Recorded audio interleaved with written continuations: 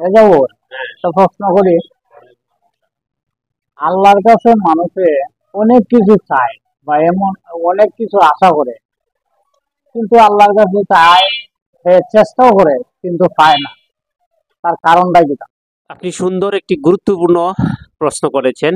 এই প্রশ্নের প্রেক্ষিতে আমি দুইটা কারণ দেখতে পাই। একটা হচ্ছে যে আশায় কাজ করছেন এবং লাইফে বাস্তবে রূপান্তরিত হচ্ছেন না, ফলাফলটা পাচ্ছেন না আপনি।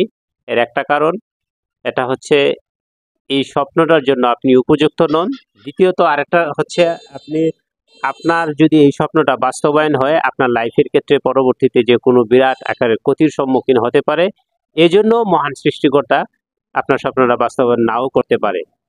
তবে এই দুইটা বিষয় নিয়ে আপনি স্যাটিসফাই হতে পারেন, কারণ মহান সৃষ্টিকর্তা কখন কার স্বপ্ন কিভাবে বাস্তবে রূপান্তরিত করবে এটা বলা যায় না। তবে আশাহত না হয়ে চেষ্টা করে যান, কোনো এক সময় সবগুলো স্বপ্নই বাস্তবায়ন হতে পারে।